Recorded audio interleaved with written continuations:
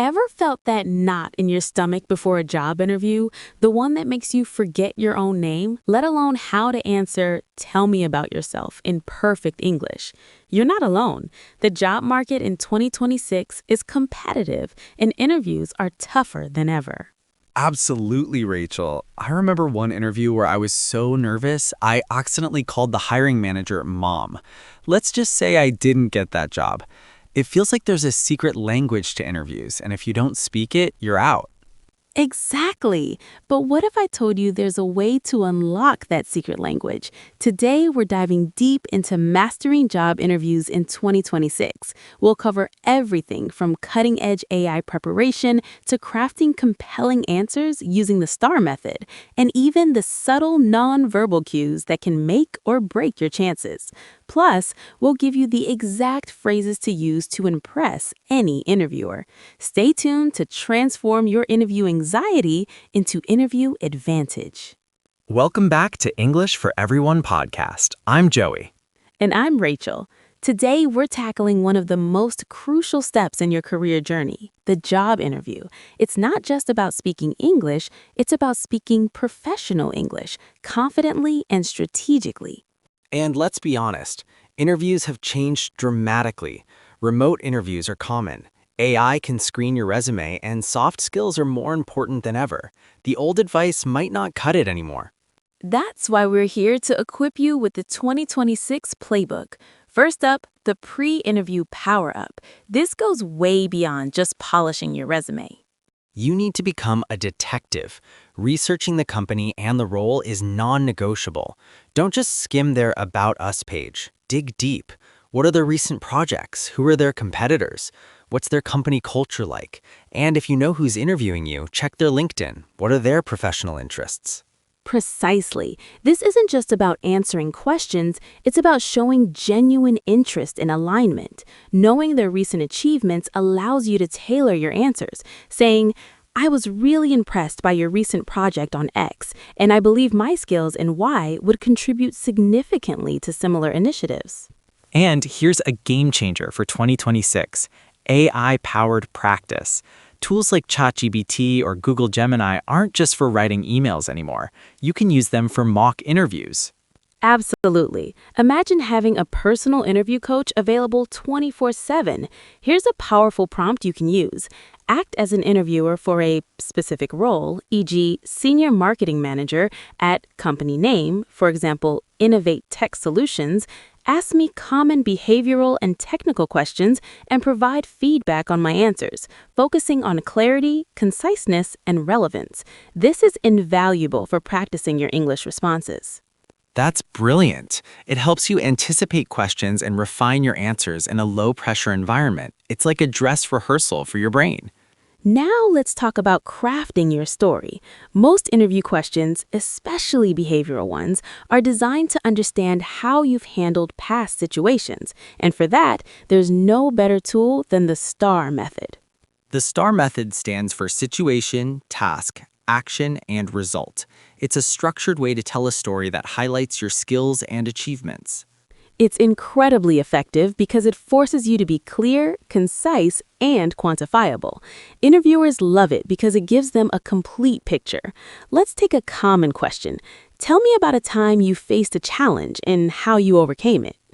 Not a classic. Many people just ramble or focus too much on the problem, but with STAR, you keep it focused. Exactly. So for a situation, you set the scene. In my previous role as a project coordinator, we were tasked with launching a new software feature, but our lead developer unexpectedly left the company. Then the task.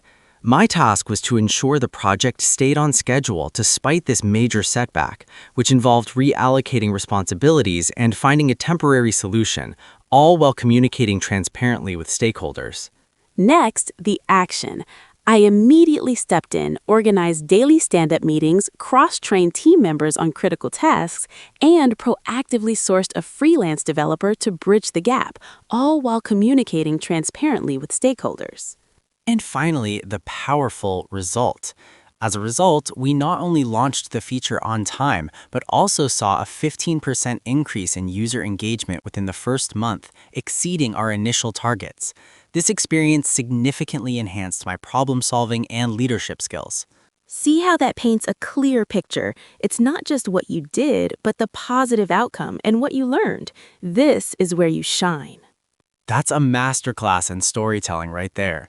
Now let's get into the specific phrases and vocabulary that will make you sound polished and professional. Starting strong is key. Instead of just, hi, try, it's a pleasure to be here, or I'm genuinely excited about this opportunity to discuss how I can contribute to your team. When highlighting your skills, move beyond I'm good at. Use phrases like my expertise lies in area, or I excel at skill, or I'm proficient in software or methodology. These sound much more impactful. And when discussing challenges or weaknesses, frame them as learning experiences. I learned a valuable lesson from this situation, or this experience taught me the importance of lesson. It shows self-awareness and growth. A huge differentiator is asking smart questions. Don't just say no questions. Prepare 2 to 3 thoughtful questions. For example, what does success look like in this role in the first 90 days? Or how does the team typically collaborate on projects? Or what are the biggest challenges facing the team right now, and how might someone in this role contribute to overcoming them? These show you're engaged and thinking strategically. And closing confidently is just as important as opening strong. I'm very enthusiastic about the possibility of joining your team and believe my skills are a strong match for this role. Or simply, thank you for your time and consideration. I look forward to hearing from you soon. Beyond your words, your nonverbal communication speaks volumes. Rachel, what are some key things to remember? Eye contact is crucial. It conveys confidence and engagement. Maintain good posture, sit up straight, and use active listening cues like nodding. Confident, open gestures are always better than fidgeting or crossing your arms. And avoid pitfalls like slouching, looking away, or constantly checking your phone if it's a remote interview. These signal disinterest or nervousness. Speaking of remote interviews, they have their own rules as well. Ensure you have optimal lighting, ideally natural light in front of you. A clean, professional background is a must. Test your internet connection, audio, and video before the interview. And remember to look at the camera, not just the screen, to simulate eye contact. These small details make a huge difference in presenting a professional image. Finally, let's address 2 common interview questions that often trip people up. First, do you have any questions for us? Joey, what's the golden rule here? Always say yes. As you mentioned, Rachel, prepare 2 to 3 thoughtful questions. It shows you're engaged and serious about the role. Asking about company culture, team dynamics, or future projects are always good choices. And the dreaded salary expectations question. How do you handle that gracefully?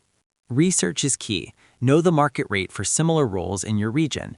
You can provide a range, or if you're unsure, you can defer by saying, I'm open to discussing compensation and I'm confident we can agree on a fair salary once we determine if I'm the right fit for this role. This keeps the conversation open.